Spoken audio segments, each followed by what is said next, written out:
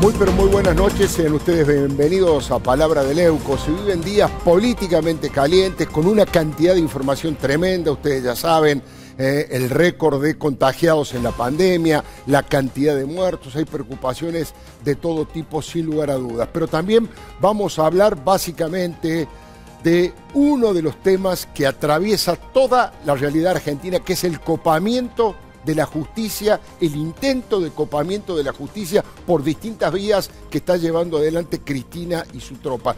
Y un tema que nos conmueve profundamente. Por suerte está aquí con nosotros la doctora Florencia Arieto. Muy buenas noches y gracias por estar aquí. Por supuesto que vamos a hablar de todos los temas, pero hay dos que nos interesa mucho porque conoce de los temas. Primero, lo que tiene que ver con Moyano y los bloqueos a Mercado Libre y quién es el fenómeno Moyano. Y también vamos a hablar sobre este tema de legítima defensa, homicidio agravado al jubilado Jorge, que mató al ladrón que se metió adentro de su casa con 4 cómplices más. Y por supuesto está la doctora y diputada Paula Oliveto. Muchas gracias por estar aquí. Muy buenas noches. Vamos a hablar del tema central. ¿Qué pasa con la Corte Suprema de Justicia? La reforma judicial algunos dicen que la va a mandar el mismo viernes y otros que la va a mandar el lunes el presidente de la Nación. ¿Quieren voltear a Casal para instalar a Víctor Abramovich, un hombre que es la mano derecha de Horacio Berbisky, como procurador en la Argentina? De todos esos temas vamos a hablar inmediatamente, pero déjeme que le cuente cuál es mi posición y cuál es mi mirada primero. Por supuesto que está esperando uno de los mayores constitucionalistas que tiene la Argentina, uno de los más prestigiosos, que es el doctor Daniel Sapsay. Enseguidita también vamos a estar con él, porque muchas de las cuestiones por las que están atropellando las leyes tiene que ver con la inconstitucionalidad de muchas de las cosas que quieren hacer, aunque ya sabemos que a Cristina mucho la Constitución Nacional no le importó a la hora de avanzar. Mire, hay un sector cada vez más masivo de la población que siente un tremendo hartazgo por la apropiación que hizo Cristina de la República Argentina. Es la dueña del país. Hace lo que quiere, cuando quiere y como quiere. Lo lleva de las narices a Alberto Fernández y te diría que a todo el peronismo. Hubo un chiste, un humorista extraordinario como Nick en el diario La Nación, que hizo una editorial con 4 o 5 palabras en los dibujos habituales que hace en ese diario. Me parece que vale la pena leerlo, ¿no? Está brava Cristina, dice, ya ni a Dylan lo deja de decir lo que quiera. Y el perro Dylan, el coli del presidente Fernández, dice miau, miau. Y Gaturro dice guau, ¿no? Me parece que es una buena definición por el lado de la ironía, por supuesto, y por el lado de la caricatura. Estas cuestiones siempre también nos ayudan a comprender la realidad. Ahí está resumido muchas de las cosas. Cristina no deja ni ladrar al perro de Alberto Fernández, a Dylan. Mire, o a Dylan. En cualquier momento, Cristina le cambia el nombre al país y le pone República Cristina. No sabemos cuándo adquirió la propiedad de nuestro territorio nacional, pero atento a sus costumbres históricas, parece que la puso a nombre de su testaferro político, Alberto Fernández de Kirchner. La ideologitis chavista y jurásica, la desesperación que manifiesta por conseguir ya mismo la impunidad y la venganza, y los caprichos de Estado producen un efecto que todos los días paraliza al gobierno y lo hace hundirse cada vez más en la tabla de posiciones de la imagen positiva. Es que Cristina, como le dije recién, nunca tuvo límites. Nadie se atreve a decirle que no. Y por eso cae en una escandalosa tosudez, como es el caso de los billetes. El tsunami de impresión de billetes hizo colapsar las máquinas de la Casa de la Moneda. No hay papel, no hay tinta, no hay máquina que aguante. La lógica y el sentido común indican que para solucionar rápido ese problema técnico hay que imprimir billetes de 5.000 pesos. Pero Cristina se niega terminantemente. No, no y no, dice, empacada. Ella cree y está convencida que aumentar la denominación de los billetes es inflacionario. Miren, no hay evidencia científica alguna de semejante despropósito, pero nadie la saca de su capricho. Cristina dice que un billete de 5.000 pesos consolida la inflación pasada y abre camino a la inflación futura. ¿Se cree que los argentinos somos tontos?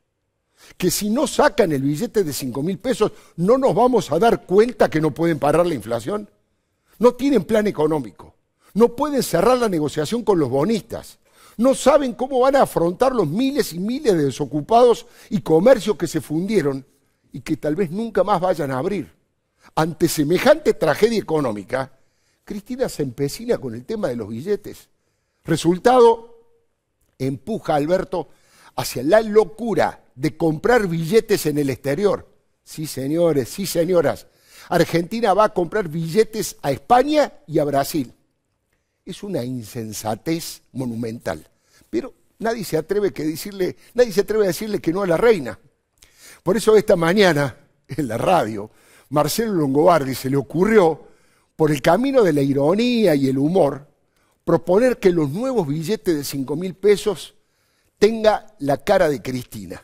Nosotros, en un hallazgo de la producción, le hemos dado el gusto. Fíjese cómo quedarían los billetes de 5.000 pesos con la cara de Cristina. Decía Longobardi esta mañana, tal vez así la convencemos que es la solución más racional, más rápida y menos costosa, ¿no? Estaba pensando que a lo mejor a la vice le gusta ese tipo de billetes. Pero bueno, tal vez eso la conforma. Yo llevo ese argumento al absurdo. Y digo que lo único que la conformaría es que este país fuera rebautizado República Cristina. Nunca es triste la verdad. Lo que no tiene remedio es lo que hay, señores. Cristina mueve las piezas del ajedrez con decisión y va copando todos los casilleros del poder. Y Alberto responde con una actitud de pecho frío que desnuda su fragilidad política. Lo de los billetes, si usted quiere, es una anécdota menor, por supuesto, pero demuestra el nivel de delirio al que hemos llegado. En el resto de los temas, los que son de verdad claves y estratégicos, Cristina avanza a paso redoblado y a tambor batiente. Mire, el pacto espurio que firmaron Cristina y Alberto es el origen de todos los tiroteos verbales de estos días. Es una situación de gravedad institucional, ¿sabe por qué? Porque ese acuerdo de Cristina y Alberto es de cumplimiento imposible dentro de las reglas del sistema democrático. Cristina le ofreció lo que Alberto siempre aspiró y nunca había imaginado poder cumplir, el sillón de Rivadavia. ¿Se acuerda cuando asumió Alberto? Ahí está el abrazo que se da con Mauricio Macri y esa cara de asco que pone Cristina Fernández de Kirchner cuando le da la mano mirando a otro lado, ¿no? Pocas veces semejante desprecio institucional. Ahora, ¿qué le pidió Cristina a cambio a Alberto? Lo único que le interesa en la vida en estos momentos, la impunidad para ella, para sus hijos y, si se puede, de paso, para los integrantes del cártel de los pingüinos. La jefa política de este gobierno quiere volver a tener un prontuario virgen, donde no haya vestigios de haber cometido delitos de mega corrupción, y además quiere que Máximo y Florencia también queden limpios de toda sospecha.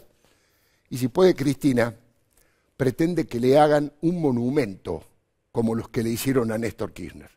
Ahora, la pregunta política de reflexión que hay que hacerse es, ¿cómo se puede concretar eso respetando la división de poderes y la Constitución Nacional? Enseguidita nomás le vamos a preguntar al doctor Daniel Sapsay, ¿cómo se puede hacer eso respetando las leyes, la Constitución y la división de poderes? Y por supuesto a la diputada Paula Oliveto también.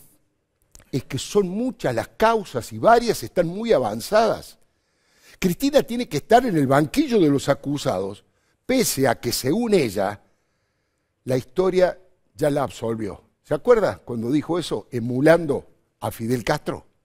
He elegido la historia antes que ellos me declaren absuelta. A mí me absolvió la historia y me va a absolver la historia. Y a ustedes seguramente los va a condenar la historia. Nada más y muchas gracias. Sí, yo le he preguntado, pero me parece que tal vez no escuchó por los aplausos que veía. Preguntas tienen que contestar ustedes, no yo. Gracias. Bueno, ahí creo que es una muestra, ¿no? Es una muestra más cabal, más sintética de cuál es el respeto que ella siente por la justicia y por la división de poderes, ¿no? Preguntas van a tener que contestar ustedes y a mí ya me absolvió la historia.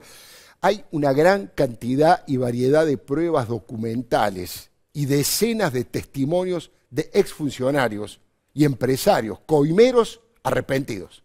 Cristina aceleró esta movida antidemocrática porque comprende que es ahora o nunca. En eso tiene razón, es ahora o nunca. Debe aprovechar la oportunidad antes de que se disipe la preocupación social por el saldo de muertos, por la pandemia y de heridos graves por la hecatombe económica. Ahora, ¿qué puede hacer Alberto Fernández para cumplir con su parte del trato? ¿Indultar a todos y a todas? Él no quiere quedar grabado a fuego con ese estigma en la historia, y ella tampoco quiere, porque el indulto perdona la pena, pero no oculta el delito. Una amnistía, bueno, debería ser generalizada y desataría un verdadero escándalo social, cacerolazos, banderazos.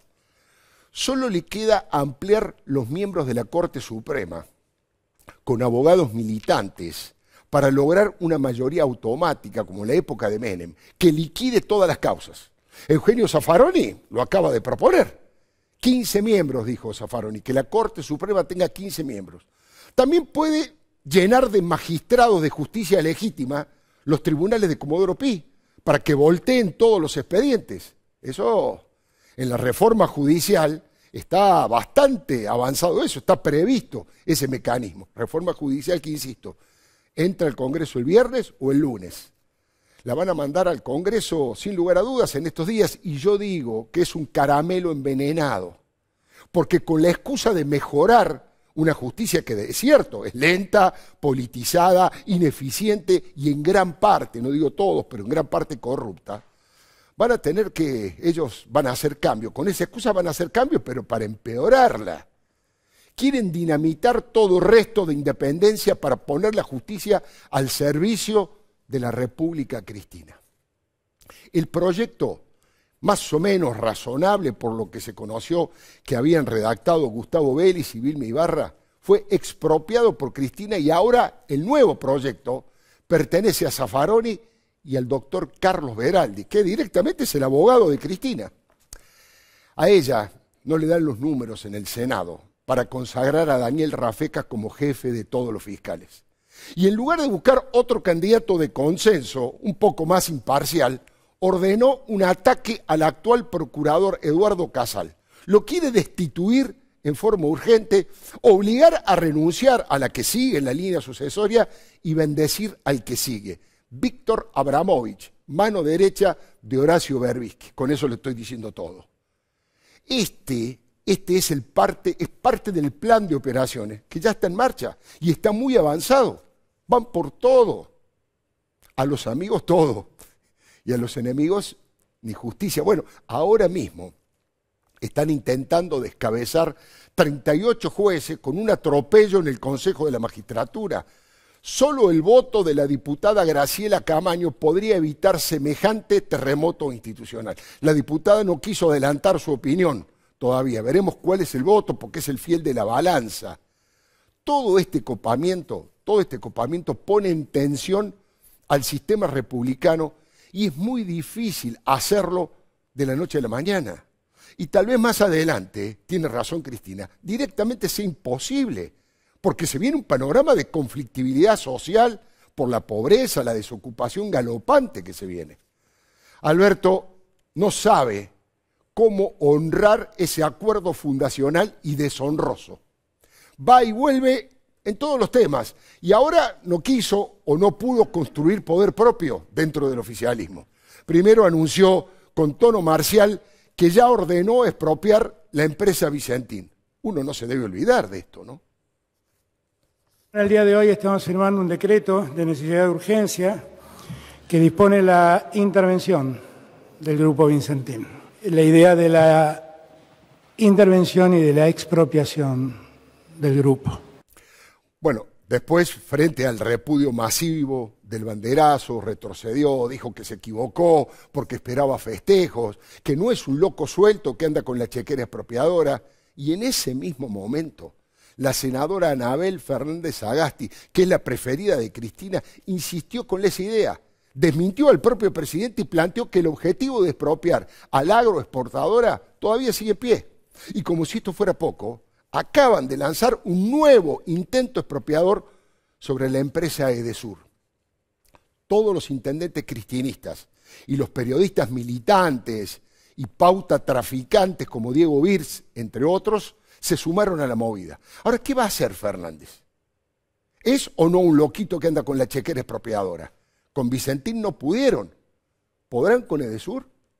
El mismo mecanismo del sí, no, bueno, pero no tanto, lo hizo con Hugo Chávez y Maduro. A Lula le dijo que lo extrañaba a Chávez. Su funcionario en la ONU le pidió elecciones libres a Maduro y protestó por las brutales violaciones a los derechos humanos. Hasta el PRO felicitó a Alberto por ese volantazo democrático, pero duró 24 horas, porque bastó que el relator del relato, Víctor Hugo, Víctor Hugo, que fue hablado por Cristina, lo retara por esa vergüenza y le manifestara su desilusión para que el presidente le volviera a temblar la voz y a titubear con los conceptos para asegurar que con Venezuela mantiene la misma posición de siempre. Ahora, Eduardo Valdés, el amigo de todos, de Cristina, de Alberto y del Papa, dijo con toda claridad que para ellos Venezuela no es una dictadura. Y el pobre Matías Lames, el ministro de Turismo y de Deporte, mostró todas esas contradicciones frente a las preguntas y a las repreguntas de Juanita Viale. Yo creo que Venezuela tiene muchísimos problemas. Yo miro con mucha preocupación de Venezuela. ¿Vos crees que es una dictadura o una democracia? Creo que tiene muchos problemas. Pero si es una dictadura o una democracia. Creo que tiene muchos problemas. No y me estás contestando. Porque me parece que entrar en eso estamos dando lugar a algo que yo creo que no es bueno y que no ha sido nunca bueno, ¿no? Ok, te cambio de pregunta. ¿Qué problemas tiene? Tiene serios problemas. Bueno, hay 4 millones de exiliados, ¿no? ¿Y eso por qué? Hay una gran ¿Porque se vive en democracia? Porque no funciona el país, claramente no está funcionando. No está funcionando la economía. Está excluyendo a un montón de gente. Pero no solamente por el tema económico. Bueno, ¿sabes qué pasa, Juana? Que cuando nosotros abrimos esa puerta y empezamos a hablar de eso, pareciera que le estamos dando lugar a la intervención extranjera. Y yo creo que Venezuela tiene que resolver sus problemas entre los venezolanos. Bueno, por supuesto que los venezolanos son los que tienen que resolver los problemas y nadie sensato, republicano y democrático está promoviendo una invasión a Venezuela. Pero sí llamar a las cosas por su nombre. Es una narcodictadura llena de presos políticos y llena de asesinados políticos, de asesinatos producto de ese régimen que ha hambreado a la gente y que, como bien decía Lame, que se quedó corto porque hay más de 4 millones de venezolanos que huyeron de ese país al que fue condenado a la miseria y a la falta de libertad. Ahora, Sergio Massa, que se vendría a ser la tercera pata de esa coalición, dijo que sí se trataba de una dictadura. El canciller venezolano le dio para que tenga Massa, lo acusó de ser un vocero de los yanquis, del Departamento de Estado. Repite como un loro lo del Departamento de Estado. El canciller de Venezuela. Ahora Argentina todavía no presentó ninguna protesta formal. Un canciller de Venezuela diciendo que es vocero de los yanquis, ni más ni menos que el presidente de la Cámara de Diputados. Me parece que meritaba por lo menos algún tipo de protesta. Mire, Cristina está radicalizando sus acciones. Viene haciéndolo, pero ahora ya lo hace públicamente, junto con sus soldados más fanáticos. Presiona a Alberto para que vaya en ese mismo sentido, para que Alberto rompa con los empresarios, con los Estados Unidos y con los medios de comunicación, por supuesto. Y es ahí, en ese río tan revuelto con turbulencias institucionales, donde Cristina quiere encontrar su ganancia. Mire, por eso es tan inquietante esta situación. Hay una gran falla de origen. Cristina no solamente designó al presidente mediante un tuit, también se eligió a ella misma como primera en la línea sucesoria. Y esta es una amenaza constante. Uno de los constitucionalistas más prestigiosos, que en un ratito va a hablar con nosotros, el doctor Daniel Sabzai, en Twitter se lamentó por lo grande que le quedaba a la presidencia a Alberto y dijo, es un patético rehén del kirchnerismo. Y el diputado Álvaro de la Madrid recordó aquí, en este programa, sentado allí en esa silla, que Néstor y Cristina apelaron por lo menos 2 veces a golpes palaciegos o a autogolpes. Los padecieron los gobernadores, 2 de los gobernadores de la provincia de Santa Cruz, la cuna del feudo. Sergio Acevedo y Carlos Sancho fueron puestos por los Kirchner al frente del Estado provincial y cuando no les sirvieron más a sus intereses, chao, los destituyeron. Así lo decía el diputado. El presidente tiene que tener cuidado porque todo indica que él también, como el kirchnerismo usa a la gente y las desecha, mañana le podría pasar a él. Como le pasó a Sergio Acevedo, como le pasó a Carlos Sancho, claro, ¿sí? Como le pasó a Daniel Peralta y a 3 intendentes del kirchnerismo que ellos mismos lo pusieron y después lo destituyeron. Bueno, quedó clarito, ¿no? Ese es el concepto de lealtad que tuvo el matrimonio presidencial. Use y tire. Ya sabe cómo se le dice a los productos que se usan y luego se tira, pero bueno, no quiero ser grosero. En OPI Santa Cruz, el colega Rubén Lazaño y en las redes sociales, los más audaces especulan con que una enfermedad del presidente resolvería la batalla. O que a lo mejor agobiado, Alberto, quebrado por su destino de títere, renunciaría, en forma patriótica siempre, por supuesto, ¿no? Pero eso debería suceder al cumplirse los 2 años de gestión, porque si es antes de los 2 años de gestión, hay que llamar nuevamente elecciones. Y cuando hablo de títere, no estoy erosionando la investidura, porque cito al propio presidente. 5 minutos antes de aceptar el ofrecimiento de Cristina dijo, o Cristina es candidata o se va a su casa. Yo no tengo ganas de que el poder esté en Uruguay y Juncal y en la Casa Rosada haya un títere al que Cristina le prestó los votos. Franco, o Cristina es candidata o Cristina se va a su casa.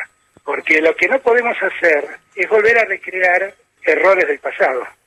No, yo no tengo ganas de que el poder esté en Uruguay y Juncal y en la Casa de Gobierno haya un títere al que Cristina le prestó los votos.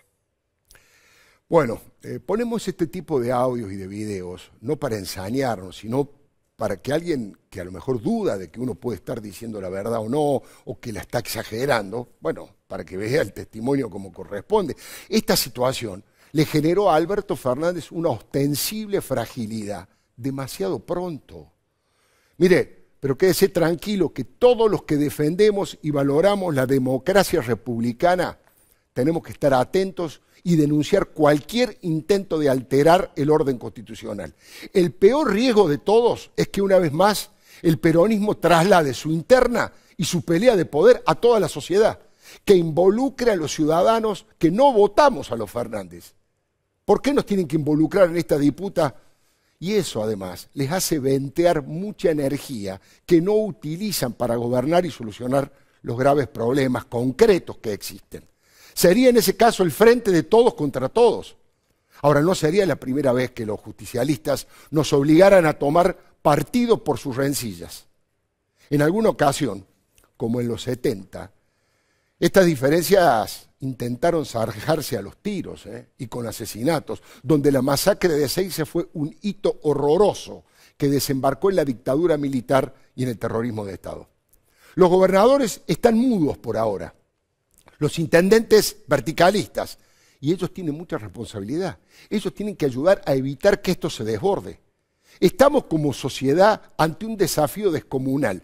¿Cómo se puede contener a Cristina, que tiene muchos votos y tiene poder movilizador, para evitar que ella se lleve todo por delante? Su exigencia de impunidad es de cumplimiento imposible.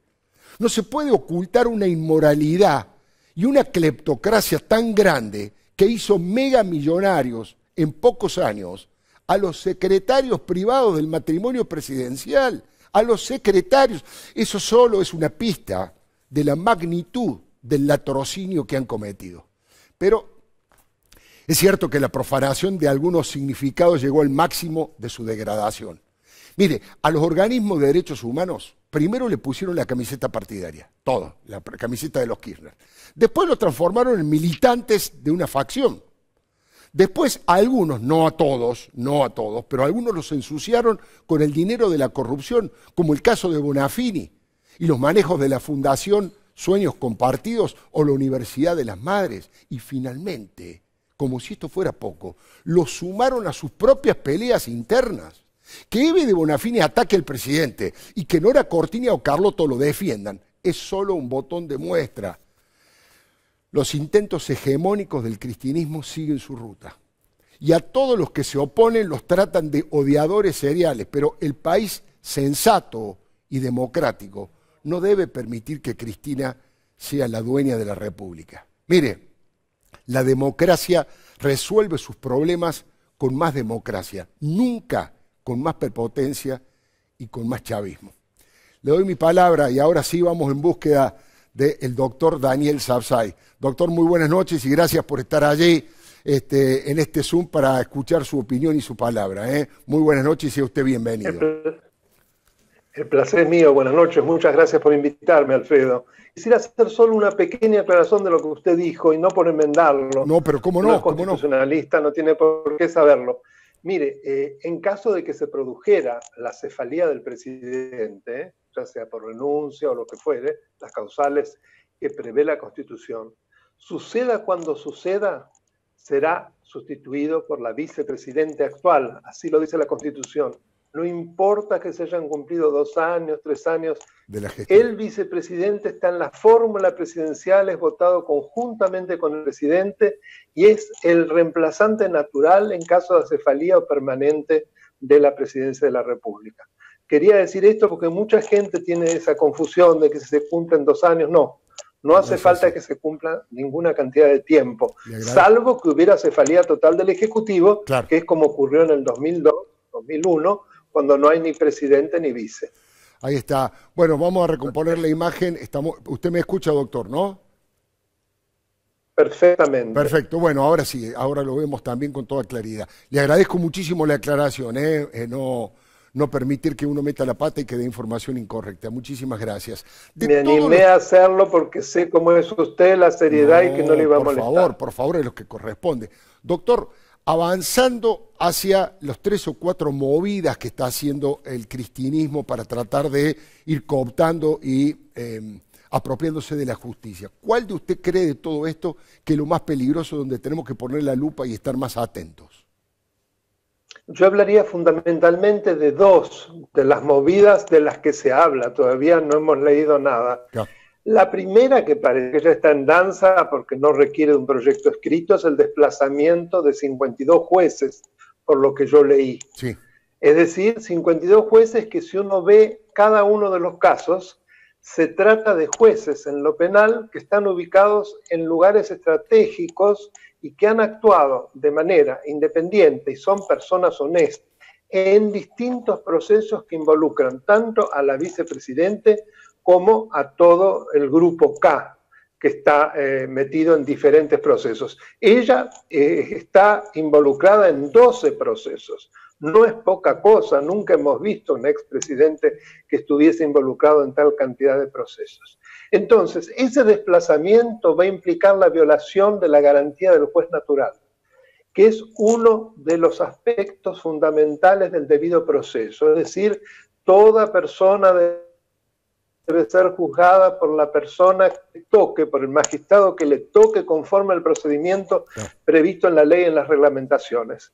Esto no puede cambiar en medio del proyecto, y menos si es un cambio interesado, precisamente para poner a alguien que va a arreglar el proceso. Además, no olvidemos que cuando un juez deja de entender en un proceso, eso detiene enormemente la marcha del mismo y muchas veces importa la destrucción de toda la prueba, que hay que volver a producirla. Así que imagínense que eso solo ya lo conveniente que es que de por sí caminan como verdaderas tortugas.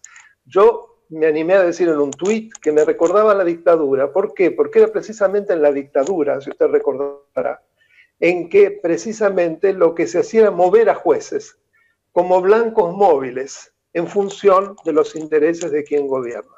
Y ahora pareciera que el plan que está en ciernes tiene las mismas características. Es muy grave, es muy importante, y pongo el acento, porque parece que es un mero traslado. No, el mero traslado implica la violación de una de las garantías fundamentales de la protección efectiva de los derechos y del debido proceso. Cuidado, es la ruptura realmente de un sistema democrático de justicia mínimamente confiable, pero para desplazar a los probos. Ojo.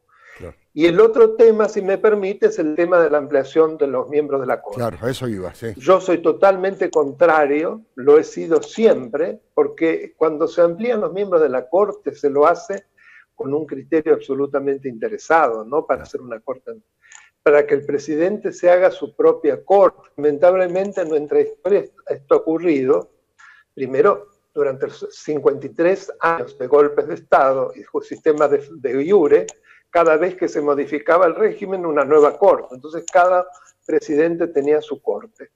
Y después porque, por ejemplo, aventuras como la de Menem, que precisamente ahí pueden ver la experiencia, aumentó en 4 miembros, eso implicó hacerse una mayoría propia y salieron cualquier tipo de sentencias que importaron cualquier tipo de decisiones. Mire, el antecedente más interesante es lo que le ocurrió a Roosevelt a principios de los años 30, en toda su popularidad. Él tuvo que enfrentarse con una corte muy conservadora y no olvidemos que él proponía el New Deal, es decir, las teorías keynesianas, que era algo revolucionario en ese momento para los republicanos, prácticamente el comunismo. Pretendió subir el número en un miembro, pero no solamente la mayoría, la oposición republicana, sino la mayoría de los demócratas se opusieron de tal manera que les fue imposible inclusive presentar el proyecto en el Congreso. ¿Por qué? ¿Cuál fue precisamente la observación? Las cortes se tienen que renovar naturalmente. Si se renuevan por el impulso de aquel que gobierna, porque así gobierna sin que lo controlen, se termina la democracia, se termina la independencia de la justicia. Es interesantísimo la manera en que lo plantea y es realmente muy útil para reflexionar, porque usted, doctor, tiene una mirada crítica de todo este proceso, pero siempre es muy prudente, muy responsable, muy cuidadoso en la elección de las palabras, y me llamó la atención ese tuit que yo cité en la columna, que es realmente muy fuerte, diciendo que el presidente era un rehén patético del kirchnerismo y que le quedaba grande la presidencia. ¿Puede ahondar en eso? ¿En qué sentido lo ve como rehén y por qué cree que le queda grande la presidencia al doctor Alberto Fernández? Mire, yo creo que tu columna, como las columnas que escuchamos y la de otros importantes periodistas como Fernández Díaz, como el caso de Longobardi, en fin, son una cantidad, por suerte, de periodistas republicanos, como yo los llamo, que están permanentemente alertando con la crónica de lo que ocurre, de qué modo estamos frente a un presidente que tiene un doble discurso y que además cambia de opinión de un día para el otro. ¿Cómo podemos pensar que un presidente está adecuadamente ubicado en una presidencia si sostiene algo en relación a Venezuela, lo hace en boca de quien es su embajador en los organismos internacionales, el embajador Gutiérrez, que claramente señaló que se trataba de una dictadura? Luego, como lo critica Víctor Hugo Morales, un periodista, él se comunica con Víctor Hugo Morales, Cintia García, que es otra de las periodistas de ese programa, lo somete prácticamente a un interrogatorio y entonces él baja las anclas y modifica totalmente lo que acababa de decir. Esto no solamente a ojos vistas habla de una persona que parecía tener un despiste, está confuso. Además, no es una interpretación. Yo los invito simplemente en el mismo día a que lean la declaración del embajador Gutiérrez, que está respondiendo a órdenes de su gobierno, no se le ocurrió. Y lo que luego dice frente a las observaciones, al dedo acusador de Víctor Hugo, que evidentemente fue motivado por alguien, no surgió de la nada.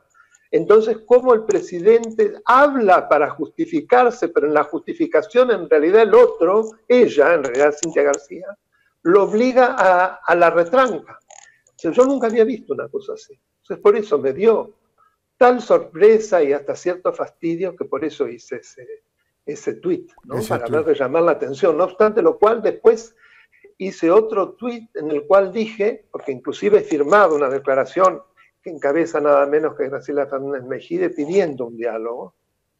O sea que tengo confianza en que se puede dialogar y que el presidente, lo que digo en ese tuit, si realmente quiere pasar a la historia como un hombre de unidad, puede llamar al diálogo, pero tiene que renunciar fundamentalmente a 3 cosas. A el plan de impunidad K, a una reforma de la justicia que destruya su independencia y a decir lo que Venezuela es una dictadura. Esas 3 cosas. Si no renuncia a esas cosas, es posible el diálogo con un sector republicano que exige el cumplimiento de la Constitución, que no puede de ninguna manera aceptar semejantes pretensiones. Doctor, la última pregunta, y le agradezco infinitamente su aporte y la información que nos permite reflexionar sobre estos temas. ¿De qué manera se podría tomar constitucionalmente o desde el punto de vista de la violación de la ley que haya una presión sobre el jefe de los fiscales actuales, el doctor Casal, y tratar de que destituirlo, que la segunda haga lo mismo para que asuma quien está en tercera línea, ya que, por lo visto, no le alcanzan los votos para consagrar a Daniel Rafecas. Bueno, eso en realidad se trata de algo delictivo.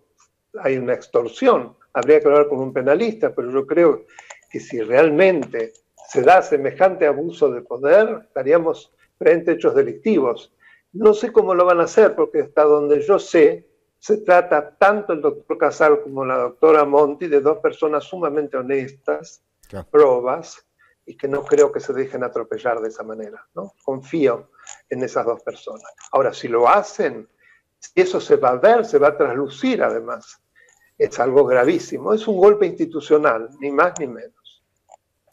Doctor Sarsay, como siempre, sin pelos en la lengua, con autoridad y en forma muy didáctica. Le agradezco muchísimo que nos haya atendido, ¿eh? Yo le agradezco que me haya llamado, como siempre, Alfredo. Sabe cuánto lo distingo. Muy bueno. Y lo aprecio. Muchísimas gracias, doctor. Bueno, doctora y diputada Paula Oliveto, de todo esto, ¿qué es lo que le parece más grave? Usted también hizo, a través de una red social, a través de Twitter también, advirtió sobre que era un despropósito presentar en estos momentos de pandemia la reforma judicial, por lo menos que es lo que leí, porque no hay posibilidad de debate, porque está funcionando todo a media asta. Es inmoral. Habla de los valores del presidente. En este momento los argentinos tenemos miedo a morirnos, miedo a enfermarnos, miedo a que nos echen del trabajo, miedo a perder el negocio, miedo a que cierre la empresa, y en vez de ver cómo les solucionamos esos miedos que hacen a la calidad de vida de los habitantes, Alberto Fernández manda al Congreso de la Nación, que está trabajando de manera virtual y en una excepción absoluta, la reforma judicial para lograr la impunidad de Cristina Kirchner, de sus funcionarios y de alguna manera cooptar un poder de la República. Y esto es muy importante, porque estamos en un estado de excepción, donde un presidente gobierna a través de DNU, donde el Congreso está muy limitado, donde hay diputados que entraron por la oposición y son funcionales al oficialismo, y esto también lo estamos viendo en el Consejo de la Magistratura, o lo vamos a tener que observar en el Consejo de la Magistratura. Estamos en un momento donde la justicia está condicionada, donde la Corte tiene que resolver nulidades que hacen a las causas que tienen muy comprometida a la vicepresidenta de la Nación. Estamos en un momento de quiebre institucional muy grande y donde se juegan los valores de la República, pero también el país que queremos para nuestros hijos. Montesquieu, en el espíritu de las leyes, decía, es necesario que el poder detenga al poder. Y de alguna manera eso explica la República, ¿no? Los controles entre los distintos poderes. Hoy el poder que va a detener el poder es la sociedad resistiendo, movilizada cuando quieran ir por todo. Recién el doctor Sarsay hablaba de una abogada penalista, y tenemos una abogada penalista que es la doctora Florencia Arieto. ¿Usted cree que se cometería un delito en el caso de que se presionara para que el doctor Casal y la que le sigue en la línea renunciaran para que asumiera Víctor Abramovich? Yo creo que sí, no es extorsión, porque la extorsión requiere, bueno, justamente traje la elevación a juicio contra el sindicato de Moyano, que habla de extorsión, para explicar un poquito. La extorsión requiere una contraprestación, o sea, se coacciona a alguien para sacarle dinero. En este caso no habría dinero en principio, entonces sería una amenaza coactiva, que no deja de ser delito, o sea, sí. Habría una amenaza coactiva hacia el titular de la Procuración, en este caso Casal, y su segunda, de tal magnitud que viene de lo más alto del Poder Ejecutivo o de algún elemento que viene en ese nombre y que impediría que ellos libremente puedan seguir manteniendo el puesto y tengan que hacerse un costado. Doctora, enseguidita le quiero preguntar dos de los temas que usted sigue más, que es el de Moyano y Mercado Libre, pero también me preocupa mucho desde la vida cotidiana, me ha conmovido la situación de Jorge, este jubilado que mató a uno de los ladrones y parece que es el delincuente más grande de la tierra, y los jueces dejan salir con mucha libertad a todos los delincuentes. Ahora vamos a conversar de eso. Déjeme que le planteé lo que yo estoy opinando del tema Moyano. Mire, alguien resumió gran parte de los problemas argentinos con un tuit. Escribió, Moyano preso, Mercado Libre. es que en estos días los argentinos asistimos a una película de terror donde la familia Moyano se mostró en forma pornográfica como si fuera la familia Soprano, una serie muy exitosa. Llevó en su momento como título el apellido de esa familia, liderada por Tony Soprano, que era el jefe de la mafia de New Jersey. No es la primera vez que cometen este tipo de delitos, pero la oligarquía gremial, propietaria del sindicato de camioneros, pues son los dueños, una vez más utilizó el mecanismo ilegal de la patota, el bloqueo y la extorsión. El objetivo fue intimidar con su violencia a una empresa, a la más grande e innovadora de la Argentina, Mercado Libre, que tiene filiales en 17 países, como Brasil, Chile, Uruguay, Colombia, entre otros. Con Hugo Moyano en cuarentena, en su mansión de Parque Leluar, la operación quedó a cargo de su hijo Pablo. En el Ministerio de Trabajo definen a Pablo como incontrolable y sus compañeros de tropelías lo llaman el salvaje. Los Moyano, como han hecho a lo largo de toda su vida, quisieron robarle afiliados a otros sindicatos. Son 1.250, casi 1.300 trabajadores que son empleados de los centros de distribución y logística de Mercado Libre y que pertenecen al gremio de carga y descarga. Ahora, como la empresa dice que no corresponde y los propios operarios no quieren cambiar de entidad gremial, apelaron a su metodología ilegal. Bloquearon la entrada en 5 plantas para sabotear la entrega de los paquetes que en estos tiempos de cuarentena son vitales para el abastecimiento de comida, medicamentos, repuestos y 100 productos más para personas y para pequeñas y medianas empresas. Le aclaro que el bloqueo como instrumento de protesta no está contemplado en ninguna legislación laboral. Es un delito que los moyanos repiten una y otra vez y por el cual nunca han sido sancionados. Repito, jamás han sido sancionados. Son impunes. La justicia en general y la laboral en particular les tiene pánico a estos muchachos peligrosos. Con esos aprietes sumaron alrededor de 50.000 afiliados que le sacaron a los gremios de comercio, alimentación, seguridad y aguas gaseosas, entre otros. Y además contaron con quien en ese momento era ministro de Trabajo, con la complicidad de Carlos Tomada y Néstor Kirchner, que aprobaban estos nuevos encuadramientos. También hay que decir que en muchos casos esos trabajadores mejoraron sus ingresos salariales con la nueva situación. Eran épocas en que Moyano envalentonado decía, todo lo que tenga ruedas es nuestro. Pero el bloqueo también, aunque parezca contradictorio, es un síntoma de debilidad.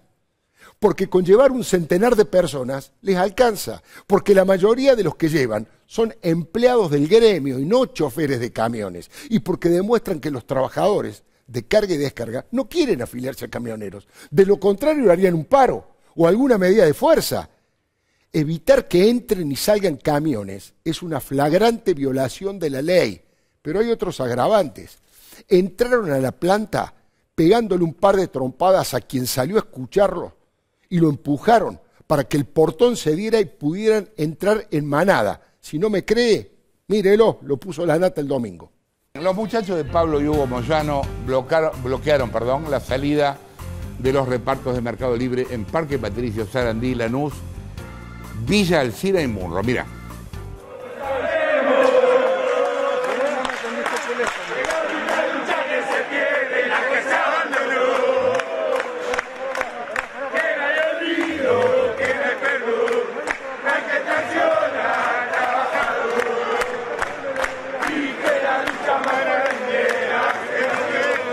Ahí se ve, ¿no? Ahí ingresan en la cancha, ¿no?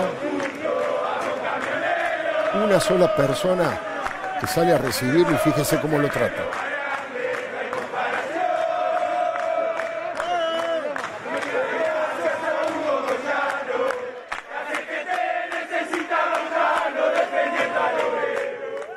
Bueno, ese jefe que estaba ahí a cargo de ese operativo amenazó cara a cara a esta persona que sin reaccionar y con toda gentileza salió del hogar. Actuaron como barras bravas, cantaron que son camioneros, pero tienen una melodía que tiene una letra que los define. Oh, soy camionero, estamos todos de la cabeza, pero eso a Moyano no le interesa. Tomamos vino en Damajuana y nos fumamos toda la marihuana. Escúchelo. Una obra de arte.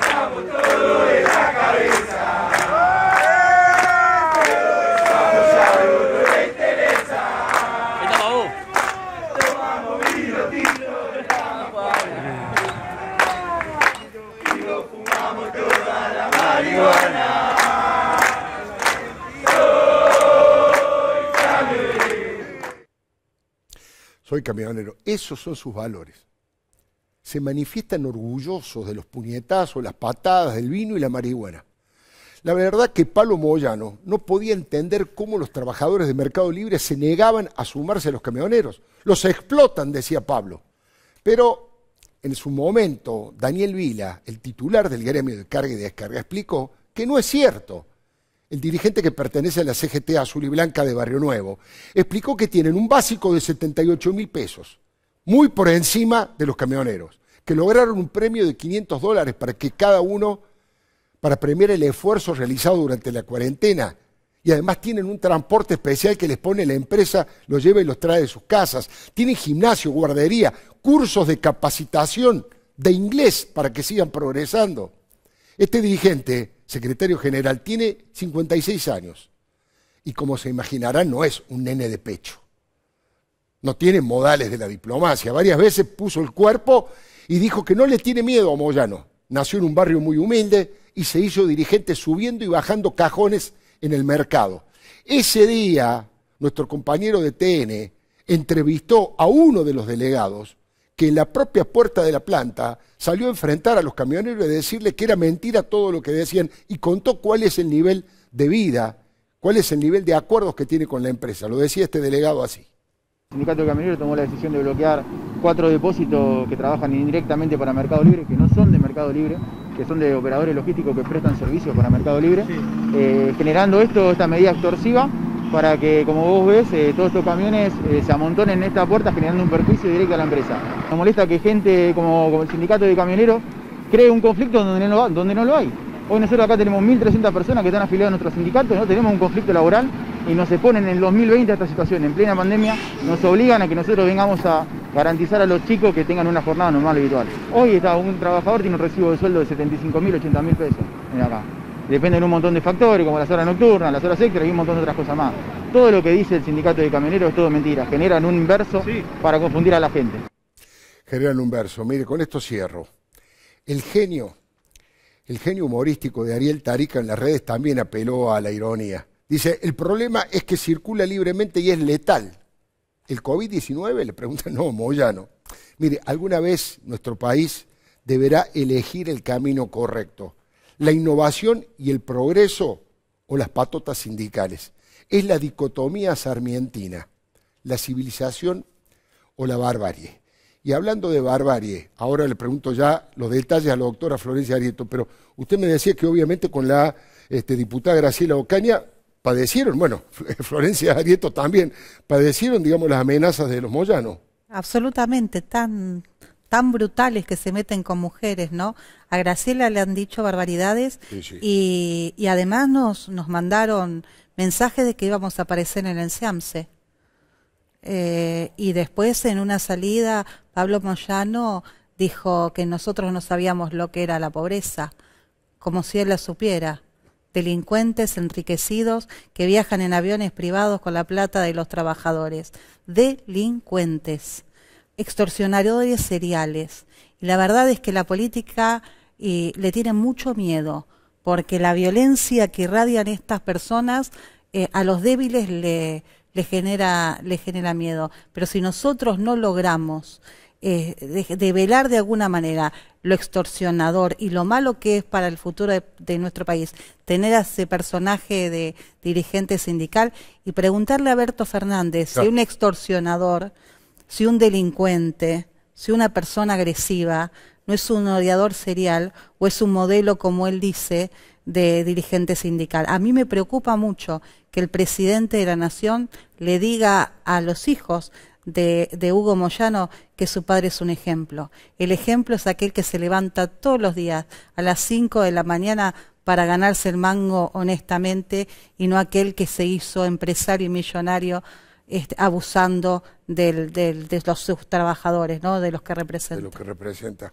Bueno, hablando de extorsión, doctor, usted me quería comentar cómo es el tema de la extorsión y por qué. No, es que es importante porque hay tantas causas contra el clan Moyano, que sabemos que es la mafia, pero bueno, la justicia no avanza. Entonces me parece que hay dos causas que son muy importantes y es la que intentan los abogados de Moyano anular. ¿No? Una es la de Independiente.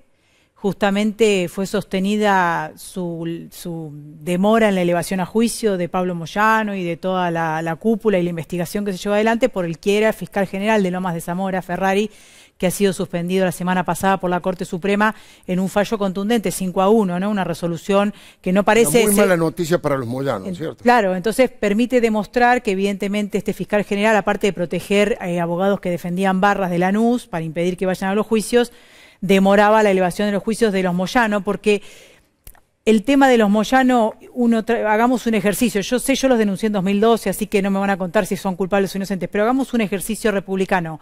Su negocio es demorar los juicios o anularlos, porque cuando vayan a juicio terminarán presos porque prueba sobra. Prueba sobra. En este caso, que es importante, es el juicio que se va a llevar adelante. Bueno, estaba propuesto para abril, obviamente por la cuestión de la pandemia se demoró. Lo tiene hoy el Tribunal Oral 18, que es la extorsión de la cúpula del sindicato de camioneros, pero no de los Moyano. O sea, toda la cúpula menos Pablo y Hugo Moyano, sí, respecto a la extorsión que llevaron adelante con Transporte Pontevedra, ¿se acuerdan de Nancy Pastorino? Nancy Pastorino. La verdad que la prueba es contundente, pero esta es la elevación a juicio para demostrar de qué manera se manejan. Porque vos me decís una mafia organizada dispuesta a defender justamente lo que ellos consideran, pero el resultado del allanamiento son tres renglones. Sí, cómo no, con mucho... En el allanamiento, dice el fiscal que lleva la causa a juicio.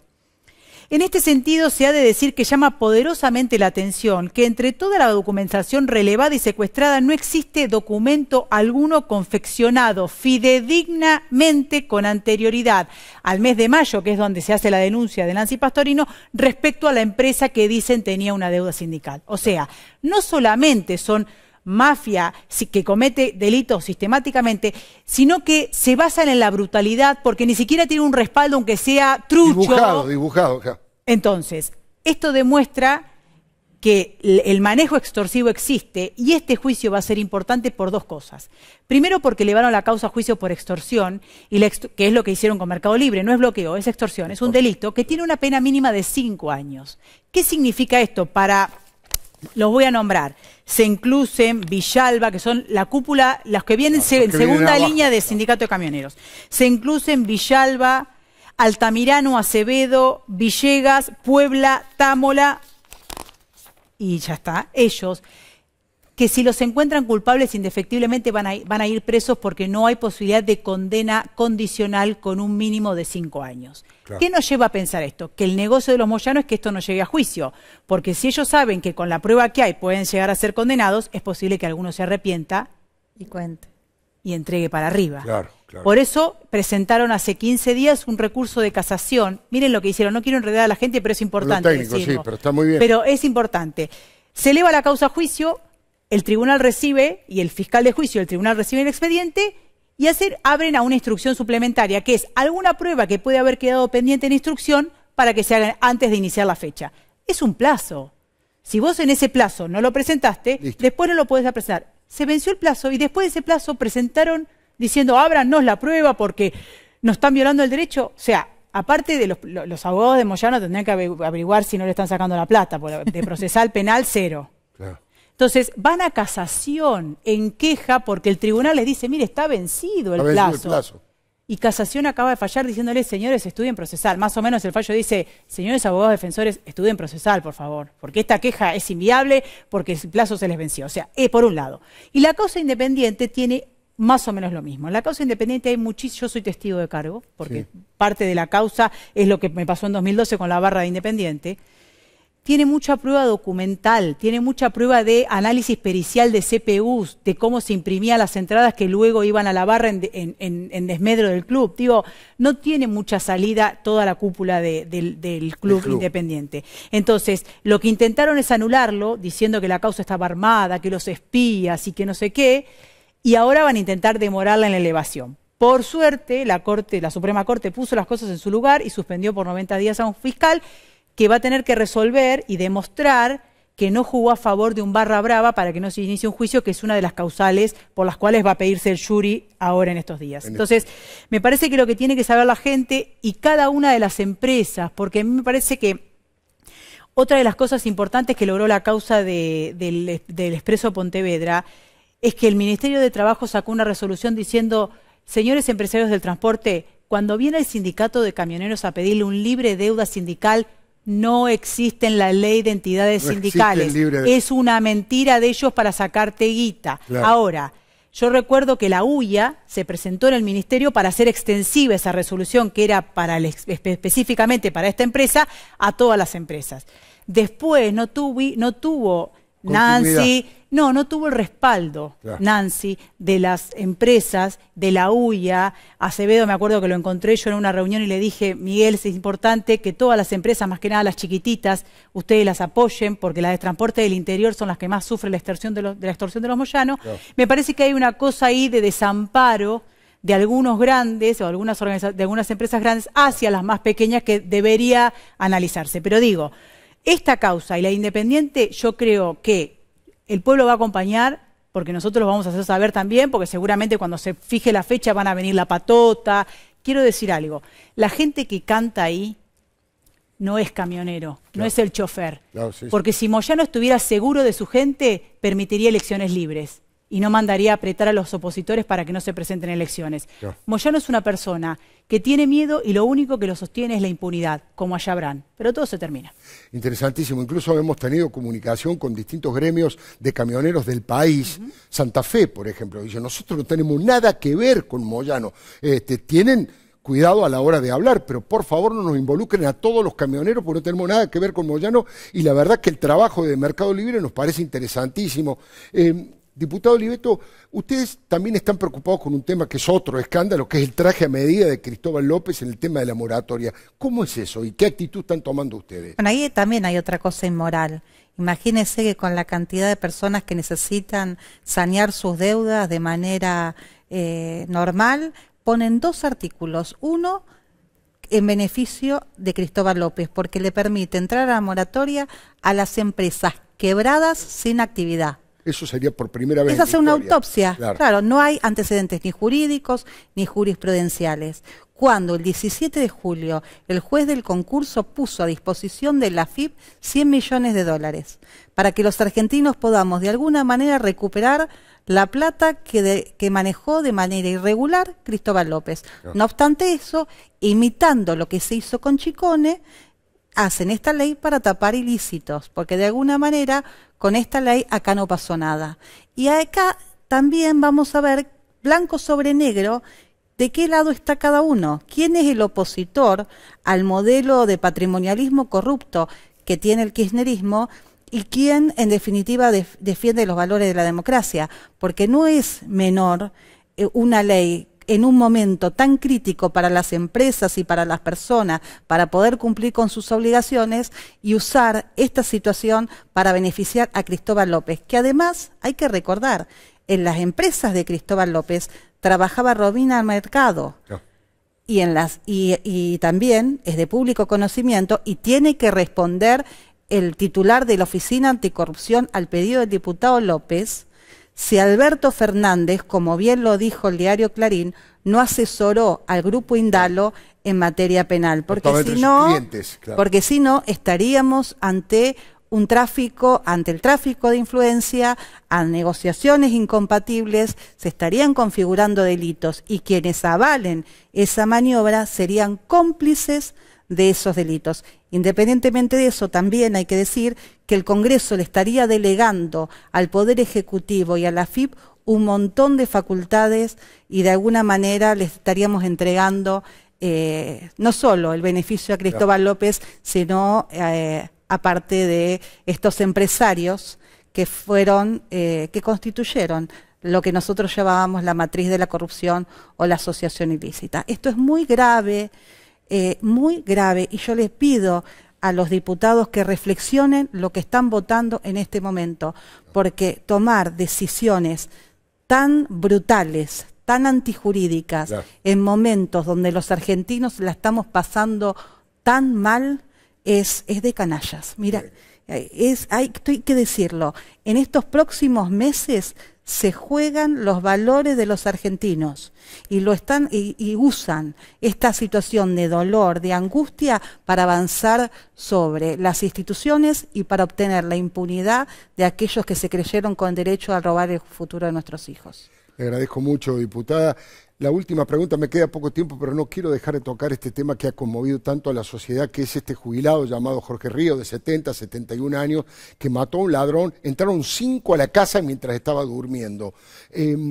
¿Qué debería hacer la justicia frente a esto? ¿Qué sería lo lógico? Porque, bueno, es cierto que él con su arma mató al delincuente, pero bueno, es legítima defensa. Él estaba durmiendo, él dice, jamás pensé en matar a nadie, yo estaba durmiendo, yo no fui a buscar a nadie, sino que él estaba en su casa. Pero usted, ¿cómo lo analiza, doctora? A mí me parece una barbaridad que esté con prisión domiciliaria, pero no me sorprende porque en los últimos 15 años más o menos de un relevo así muy por arriba estamos haciendo un trabajo para pedir la reforma del artículo justamente en el marco del Código Penal que está tratando de llevarse adelante, la reforma del artículo del inciso de la legítima defensa justamente para hacerlo más parecido al alemán, que hable de defensa necesaria. Defensa necesaria. Y no como el que tenemos acá, que es restrictivo en términos de proporcionalidad y racionalidad del medio empleado. Entonces todo eso lleva a que jurisprudencia de a 15 años a esta parte, de jueces más inclinados hacia proteger a la delincuencia que a la ciudadanía, empiecen a decir, bueno, hubo exceso y no hubo exceso, entonces exceso y ya se abre la causa. Entonces, me parece que es importante discutir esto con racionalidad, sin prejuicios, sin ideología. Alemania es un país que no podemos decir que no sea democrático después de todo lo que ha vivido, al contrario, hace una oda a la democracia y a la responsabilidad de los poderes, y dice defensa necesaria y explica esta situación. Dice, en realidad, el hecho en sí tiene que ver con persuadir al delincuente que no delinca. Claro. O sea, al agresor que no agreda, no al que se defendió de la agresión. Claro. Entonces nosotros estamos protegiendo al que se defendió de la agresión y que las circunstancias lo obligaron a reaccionar de esta manera porque no tuvo salida, ¿no? Entonces me parece que es gráfico y en el articulado que tenemos nosotros al pedir proporcionalidad del medio empleado nos lleva a esto, decir, bueno, no, pero si salió corriendo y le disparó, y si le disparó en la cabeza y no le disparó en la pierna, o sea, empezás con tecnicismo que terminás perjudicando a la víctima. Y que los jueces lo habilitan para ¿sabes por qué? Castigar a la víctima. Y lo habilitan, ¿sabes por qué? Porque pienso que también es un mensaje para los jueces y fiscales. El 90% de la gente los va a apoyar si hacen lo que corresponde. Hay una mínima minoría que se ha apropiado, por cuestiones que todos sabemos, de una moralidad que no existe. Entonces, ¿los jueces qué hacen? Por miedo a que alguna parte del gobierno que está hoy en el poder y que estuvo durante 12 años le meta un juicio político porque esto es gatillo fácil y no sé qué, entonces le mete el exceso en la legítima defensa o el homicidio agravado y lo patean al juicio oral o al juicio por jurado. Entonces, que lo liberen los otros y yo no hago nada para que nadie me haga un jury. Tomando en cuenta que la Secretaría de Derechos Humanos y algunas direcciones del Estado, con el dinero de todos nosotros, está patrocinando familias de delincuentes muertos en ocasión de delinquir. ¿Sí? Y quiero decir algo más, y esto sí a título personal y por mi experiencia. Yo he trabajado muchísimo con menores detenidos que han cometido delitos y que los han pagado y que siempre tratamos de buscar la forma de que cuando salgan no vuelvan a delinquir. Que sean ese paso, ese daño pagado y que vengan a decir, búscate una oportunidad, salí de ahí porque ahí no va, porque al que vos lastimaste no tiene la culpa si fuiste pobre, no pasa por ahí. Y cuando vos hablabas con ellos, que en general vienen de padre preso muerto, de una escalada de ausencias, ellos te dicen, cuando uno sale a delinquir, me pueden pasar 3 cosas. Me sale bien, vuelvo, no vuelvo porque me matan o me meten preso. Claro. O sea que esa mínima minoría potente que nos hace sentir a todos culpables que somos homicidas de un ladrón, claro, si decimos que Jorge Ríos está mal detenido por esto y que tendría que ser legítima defensa, esa mínima minoría romantiza lo que ni los delincuentes propios romantizan. Ni ellos romantizan, claro. Entonces, disputémosle el sentido sin miedo porque la ley está de nuestro lado, está del lado de Jorge Adolfo Ríos, de su familia, con quienes estamos en contacto, saben que no los vamos a dejar solos y saben que Ariel Rivas y el juez Nuli o Nali, algo así, tienen que hacer lo que corresponde, legítima defensa, artículo 34, inciso 6, de todas maneras, merece una modificación el inciso 6 para que sea defensa necesario, como dice Alemania, y no una proporcionalidad que se permite para la chicana y la protección de los delincuentes. Y además, como hoy leí en una nota del doctor Fernando Soto, digamos, tenemos que comprender de una vez por todas que las víctimas también tienen derechos humanos. Los victimarios tienen derechos humanos, por supuesto, los delincuentes. Ahora, las víctimas también tienen que tener derechos humanos. Les agradezco que hayan venido y les agradezco que sean dos mujeres valientes, corajudas, que enfrenten poderes peligrosos y que enfrenten situaciones realmente complicadas. No es muy habitual, no sobran dirigentes políticos o dirigentes sociales que tengan la valentía de enfrentar este tipo de poder. Así que muchísimas gracias por eso y muchas gracias por haber venido. Enseguidita el doctor, hablando de mujeres, el doctor Carlos Clá con su informe especial. Vilma Ibarra versus Cristina Fernández de Kirchner. Fueron enemigas íntimas y ahora conviven en la coalición de gobierno. ¿Cómo es eso? Ya venimos.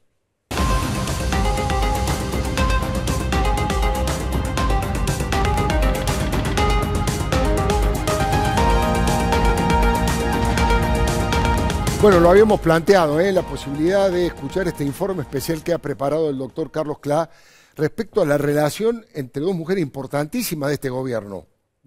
Vilma Ibarra, que es la mano derecha legal del presidente Alberto Fernández, y Cristina Fernández de Kirchner, que es la jefa política de este gobierno. Fueron enemigas íntimas y ahora, ¿qué pasa? Bueno, a ver, en todo este fuego amigo que contaste en tu columna y del que estuvimos hablando en el inicio del programa, alguien tenía que salir a bajar un poco el tono de lo que había sucedido, ¿no? Desde Cristina hasta Fernando Esteche le pegaron por todos lados a Alberto Fernández. Decidieron que quien salga a hablar sea Vilma Ibarra, una persona normalmente de perfil bajo, ¿no? Relativamente bajo a pesar de su trayectoria política. Ella habló de que esto es una coalición, de que hay diferentes opiniones, de que no van a torcer el brazo del presidente. Que tiene mucha paciencia, dijo. Que tiene mucha paciencia. Pero no parecían cuestiones que tengan que ver con el debate político, ¿no? Eran bastante fuertes muchas de las críticas intentando marcar directamente la cancha de Alberto Fernández. Vos decías, fueron enemigas íntimas Vilma y Cristina. Antes de eso, fueron como una especie de aliadas en el Congreso, a pesar de que nunca fueron parte del mismo partido en esa época. Debatían algunas cuestiones juntas, fueron de la mano. Bueno, ¿qué cambió? Esto cambió, mira, permiso de que voy a meter mano a tu escritorio. Esto cambió. 2015, hace 5 años atrás, Vilma Ibarra escribió Cristina versus Cristina, el ocaso del relato. Desde ese momento hasta esta parte, la vicepresidenta directamente le hizo la cruz a la secretaria legal y técnica de Alberto Fernández, ¿no? Son dos, vos decías, dos cargos muy, pero muy clave para Alberto Fernández. Bueno, desde ese momento dejaron de hablarse. 5 años hace y no se hablaron, incluso se cruzaron en la Asunción y no hubo palabras entre ellas. La relación quedó absolutamente rota, más allá de que desde ambas partes dicen, bueno, si se quisieran acercar podrían, bueno, no lo hicieron. Verdaderamente este libro, Alfredo, es muy fuerte, porque además está, yo me puse a repasarlo estos días, porque por supuesto uno se va olvidando, ¿no? Con el trajín de los días. Está muy bien documentado, tiene más de 500 discursos citados de Cristina Kirchner en el Senado. Tiene, bueno, archivo periodístico. Investigación muy rigurosa. Pero absolutamente rigurosa. Nosotros que nos dedicamos a eso, uno lo puede ver y dice, la verdad es que no son las sensaciones de Vilma Ibarra sobre Cristina Kirchner. Está muy bien documentado en las contradicciones de aquella Cristina Kirchner del Senado con la que luego fue presidenta de la Nación. 2015 lo vino a presentar en este mismo estudio, en un programa muy parecido a este. Vos estabas... estaba también Diego Leuco, un jovencísimo Diego Leuco, que ahora ya es grande según el nombre del programa, y Vilma Ibarra contaba una de las tantas, ¿no? Una de las tantas contradicciones, esta referida a la corrupción. Esto decía sobre Cristina Kirchner en el 2015. Cristina fue muy dura, y yo creo que correctamente muy dura, con todas las personas que eran sospechadas de corrupción durante, por ejemplo, el gobierno de Menem. Con Camilión fue uno de los ejemplos más fuertes. Hay que pasarle ese video a Amado Vudú, por ejemplo, que está 2 veces procesado. Vudú y la protección a Jaime, ¿hasta cuánto tiempo?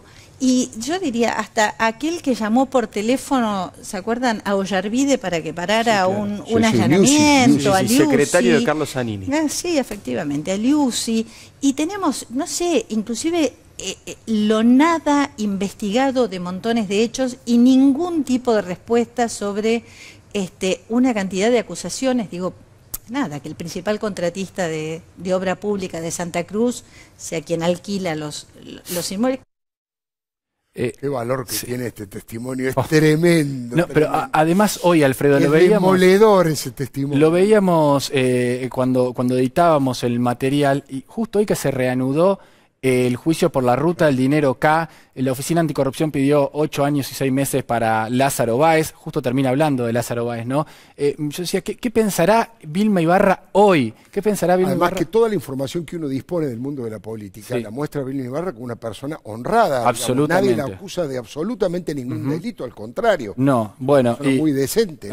Claramente. Y lo otro que marca cómo pasó el tiempo es que vos decías, Amado Boudou tiene 2 procesamientos. Mirá todo lo que pasó, ¿no? Ya tiene condena, ya fue preso y ya quedó liberado, además. En segunda instancia. En segunda instancia y ya lo liberaron. Todo eso pasó en el plazo de 5 años. Como decías, ¿no? Un testimonio demoledor. En el libro está absolutamente repleto de estos testimonios. Yo no sé si hay antecedentes en la historia de que gente de la misma coalición, no del mismo gobierno, se haya criticado tanto. Hemos pasado los audios de Alberto Fernández hablando de Cristina Kirchner durante su último mandato, sobre todo. Vilma Ibarra con esto, mirá, medios, imagínate cómo cambió el discurso de Cristina, de los medios. Hablaba, pero excelente, de los periodistas. Bueno, vos la entrevistaste más de una decena de veces. 12 veces. Bueno, hablaba muy bien de los periodistas, por supuesto todo eso cambió, el memorándum de Irán, un montón de temas. La verdad es impresionante la cantidad de temas que Vilma Ibarra muestra con documentos cómo cambió el pensamiento de quien hoy es su vicepresidenta. Claro. Una cosita más, una perlita, les aviso, es del mismo programa 2015, les aviso porque podría ser hoy. O sea, lo podríamos haber traído a Vilma Ibarra hoy y tendría que haber dicho más o menos esto, mirá. Cuando Cristina pega para allá, todos salen y pegan. Cuando Cristina...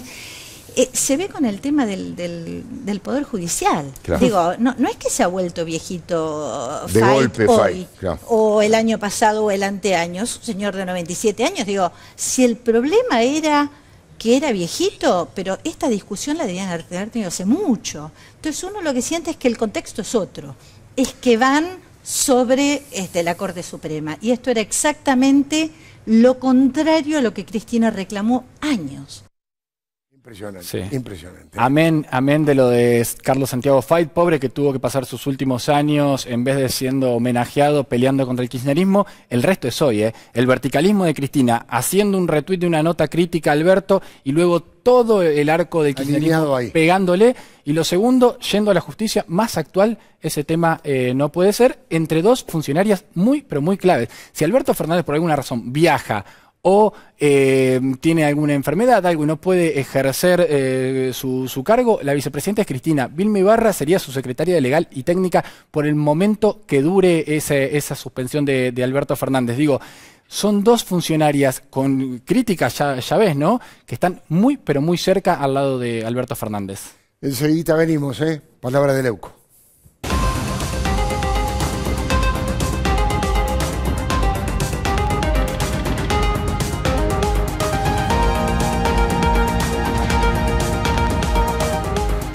Ante la negativa del presidente Alberto Fernández de concretar eso que había dicho en un momento el Consejo Económico Social, ¿se acuerdan? Hasta se había trascendido que hasta el propio Roberto Labaña lo iba a presidir. Ante la negativa de plantear un plan económico, la cosa obvia, la actividad privada empezó a moverse por la suya para encontrar un camino en común entre los trabajadores organizados, la Central Obrera, la CGT y los empresarios más importantes de la Argentina, los dueños de las empresas más importantes de la Argentina, nucleados en AEA, en la Asociación de Empresarios Argentinos. Allí tuvieron el encuentro hoy 5 o 6 dirigentes sindicales, Caló de la Unión Obrera Metalúrgica, Gerardo Rodríguez de la UOCRA, por ejemplo, José Luis Linger y Andrés Rodríguez, algunos de los que participaron por la CGT. Y entre los dueños de empresas estuvieron Paulo Roca de Techín, estuvo Marcos Galperín, precisamente de Mercado Libre, Pérez Compán, Bulgeroni, digamos, y 10 o 15, insisto, CEOs o dueños de empresa. Trabajo genuino trabajo genuino y modificar algunas vinculaciones para el nuevo empleo. Baja de los impuestos y de la asfixia impositiva.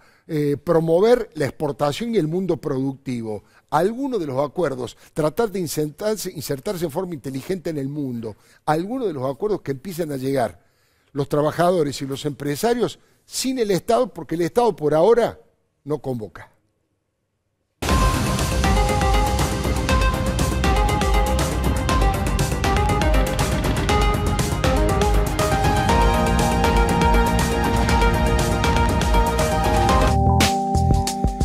Bueno, hemos llegado al final de Palabra de Leuco. Como siempre, agradezco mucho el respaldo, el apoyo. Un programa caliente, cargado de información, con debate, con invitados importantes.